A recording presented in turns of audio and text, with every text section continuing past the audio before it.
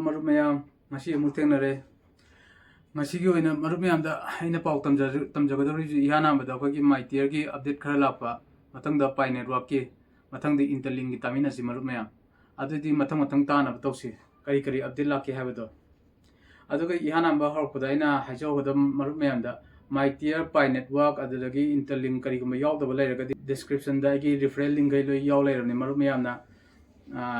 referral link dura changbiraga join toba yagani haitare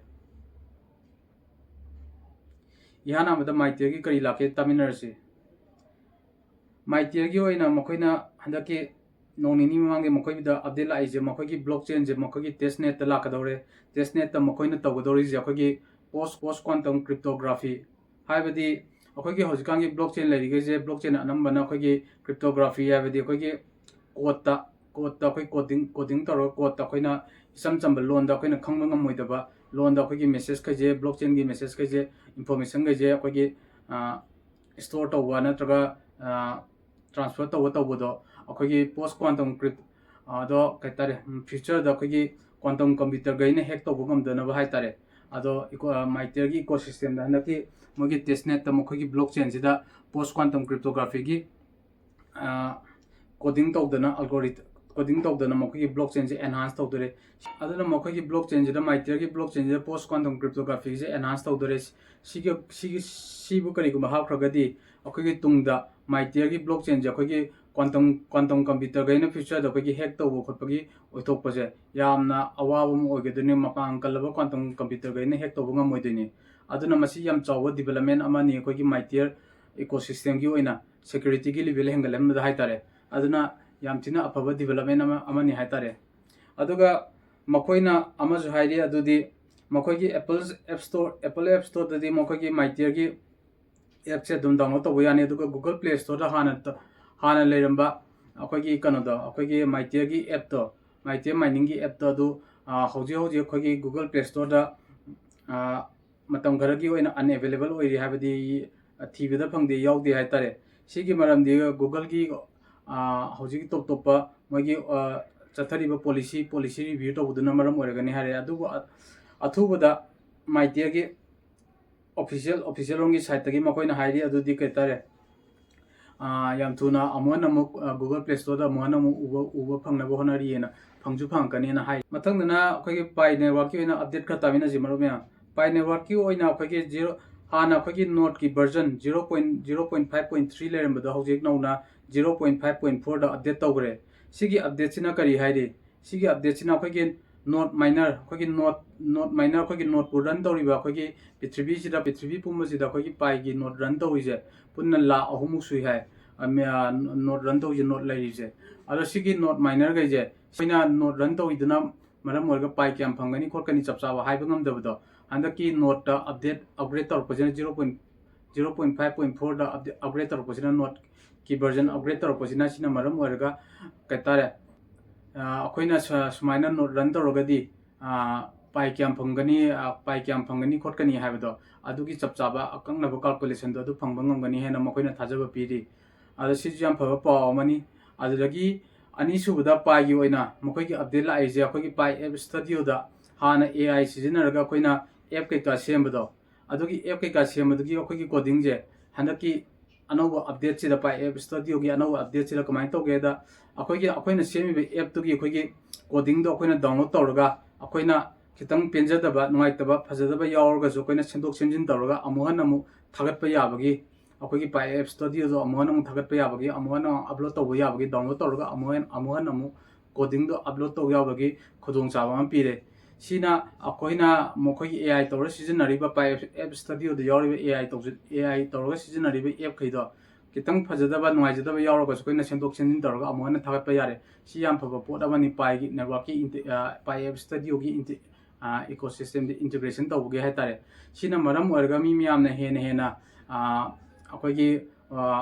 panja app makhan mayama akogi pai app studio de hena hapchan mangambagi aduna sigi update sina maram orga akoina amona mo upload tawraga akoina sendok senjin tawraga coding akoina download tawriba coding do sendok senjin tawraga amona mo upload tawraga akoina hena akoina semiba pai app studio da AI gi mating lorga semiba app to hena mawong ta hanba hena phajahanba ngamni haitare sina akogi pai network ki community da khoi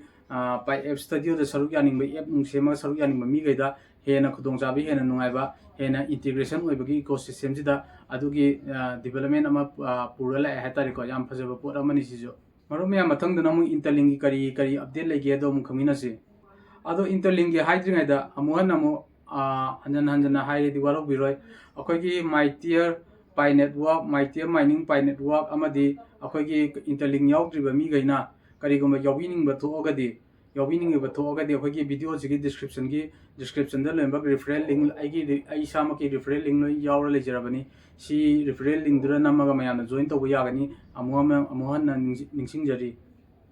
aduga Interlink gi oina di mogi update lai base makoina si da hairi base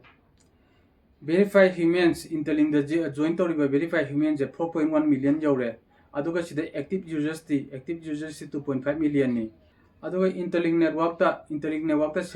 saruk yari ba mi ga jena security group sem dana akhoi gi Interlink network se makoina haibe matungina security group sem dana akhoi gi itlg mine to riba je 190 plus countries ta akhoi gi security group sem dana hena 190 plus countries hena akhoi gi security members pe anjana security group sem dana join to ri hai tarika sina network se saruk yari integrity le henba amadi trust hengal le hai tarika hana gi blockchain gi network me am da join to boda khoi gi bot season dana tai season dana to boda adugi pot yaw da bida tasena miyo asema mi amna saruk yaba akwai da gi active oiba akwai da gi chawrba blockchain amo oi re hatare asema mi gaina join to ba adugi Interlink gi oina ani suba update na akwai gi Interlink gi itlg defi have de akwai gi Interlink gi exchange la kadori baje akwai decentralized exchange la kadori baje sigi pot se akwai gi app store Apple app store amadi Google app store submit tawgre hai adubu legal procedures na maram orga matam kitang changbadi hai adubu athubi da handak thaji da suyo soidana akhoi gi live oigani na akhoi gi exchange live oigani Interlink gi exchange live oigani na thaja bpd company gi maige degi adugi Interlink gi exchange akhoi gi live or kumatam da samna ai da akhoi gi Binance gi exchange kai ka da akhoi gi ano token release tawbada akhoi gi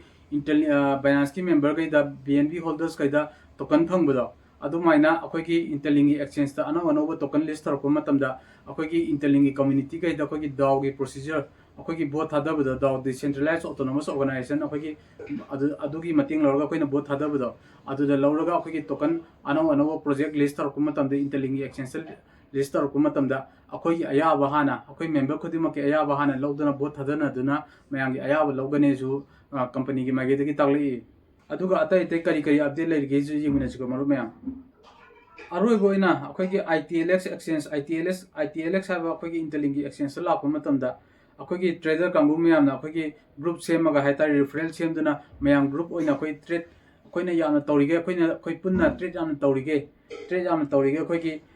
aseng reward akhoi USDC da United States dollar da akhoi gi USDC da akhoi gi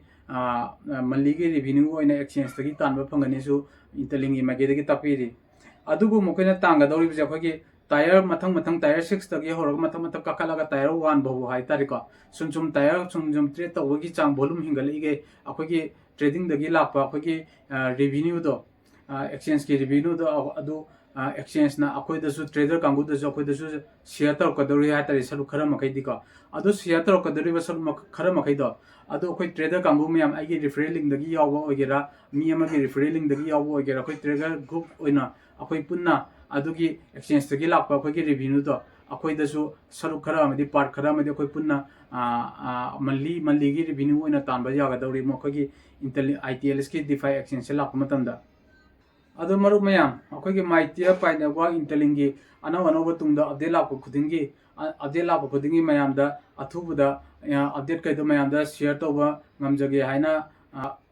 aigi mage dagi thamjari hai tare adu maru mayam na ju nungsi biduna like subscribe to biduna channel asibu grow to buda mating pangbiu haina asi haraga losinjarage thank you